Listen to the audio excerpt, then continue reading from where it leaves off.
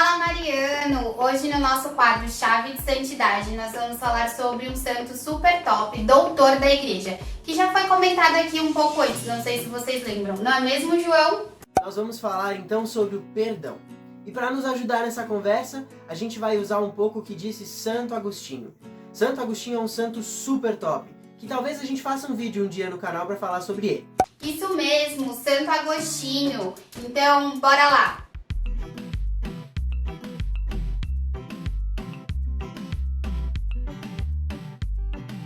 Agostinho nasceu em 354, isso mesmo, um santo bem antigo e raiz na história da nossa Igreja Católica. Ele nasceu na cidade de Tagaste, onde atualmente se encontra o território da Argélia, filho de Patrício, um pagão, e Mônica, cristã.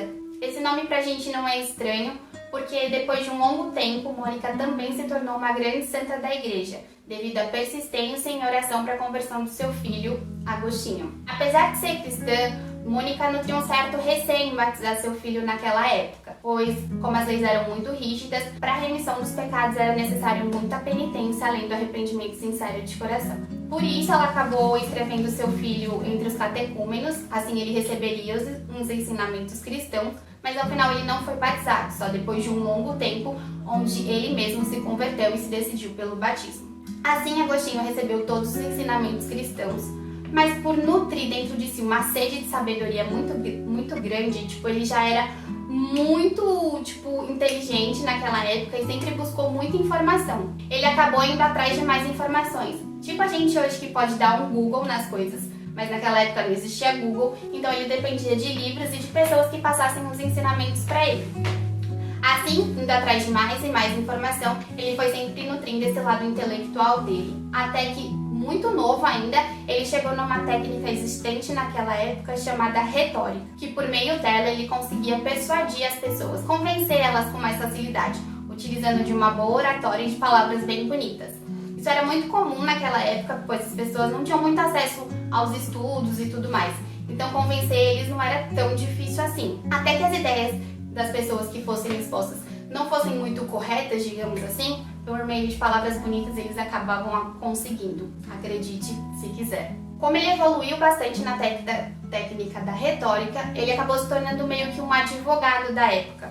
Só que, através do conhecimento, ele foi meio que se afastando dos ensinamentos cristãos por conhecer outras doutrinas. Só que essas doutrinas, infelizmente, eram repletas de heresias. Sim, heresias. Tudo aquilo que nos afasta da nossa fé e nos impede de ver Deus como centro das nossas vidas. Entre as heresias que ele criou e praticou durante um tempo, pode-se assim dizer, a gente pode citar o donatismo, em que naquela época o bispo Donato difundia entre seus fiéis que havia uma hierarquia entre a Santíssima Trindade. Sim, como se o Senhor fosse superior ao seu Filho e, consequentemente, o seu Filho superior ao Espírito Santo. Outra heresia que ele também teve contato foi o maniqueísmo e o pelagismo.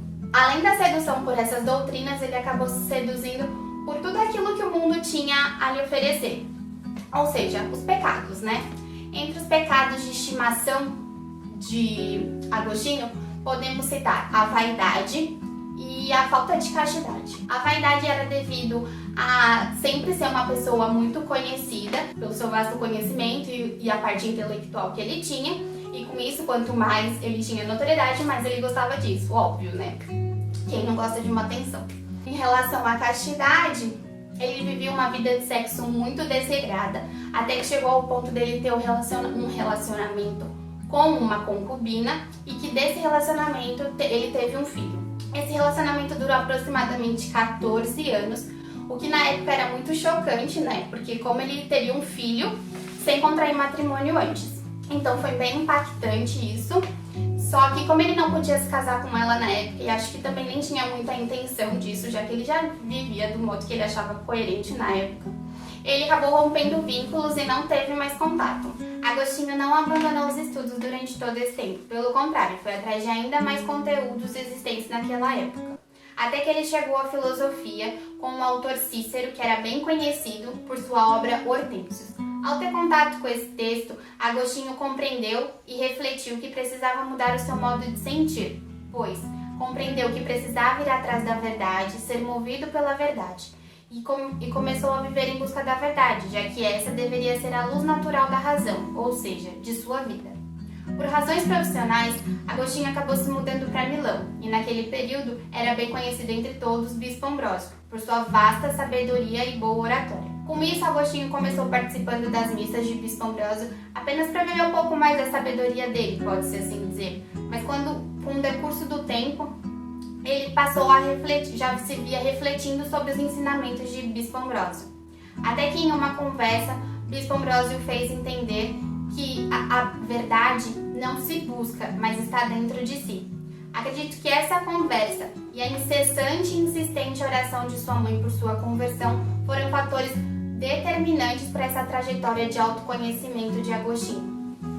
A partir daí, ele começou a contemplar a criação de Deus e viu que ela continha uma luz diferente que estava acima de tudo. Então ele compreendeu que essa luz só poderia ser a verdade. Como se só ama aquilo que se conhece, Agostinho, na busca incessante pela verdade, encontrou Deus. Digamos que esse primeiro passo de conversão de Agostinho foi mais intelectual, já que ele entendia que a sua inteligência havia sido iluminada, no entanto, sua vontade permanecia acorrentada aos hábitos da vida pregressa. Ou seja, a razão superior dele o levava a buscar as coisas de Deus, mas a razão inferior o empurrava para os pecados de estimação, entende? A partir daí também, ele entendeu que não precisava mais se preocupar em diferenciar a fé da razão, porquanto a razão ajuda o homem a alcançar a fé, e a fé orienta e ilumina a razão. Nessa trajetória de conversão de Agostinho, ele escreveu uma obra que se tornou bem conhecida chamada As Confissões. Nessa obra, ele conclui nessa parte, essa primeira parte de conversão dele, com a seguinte frase: a graça de Deus ilumina a inteligência e convida à vontade à conversão. Nessa obra, As Confissões, Agostinho também narra a sua luta por viver a castidade. E a partir daí, ele fala que certo dia ele estava refletindo sobre a vida dele, sobre essa luta constante pela castidade, e se viu pensando na vida de monges e santos existentes naquela época. E o fez pensar o porquê que ele, naquela luta constante pela castidade, em meio a toda a dificuldade, já que todo mundo passa aí por dificuldades nessa vida de conversão, não é mesmo? Conversão diária é difícil. Porque que ele também não poderia viver conforme aqueles monges e santos. Certo dia, sentado em um jardim após a conversa com um amigo, Agostinho estava rezando quando se viu em meio ao choro, por tudo aquilo que ele já tinha passado até aquele momento. Até que uma criança veio ao seu encontro, entregando a Bíblia, pedindo que ele lesse. Ele então pegou a Bíblia, abriu, e quando ele abriu, ele se deparou com a passagem da carta de São Paulo aos Romanos. Essa passagem falava sobre não vivermos conforme a satisfação da carne e seus apetites, mas sim honestamente e revestidos do Senhor. A partir dali ele sentiu como se todo resquício de trevas e dúvidas existentes dentro dele fossem dissipadas.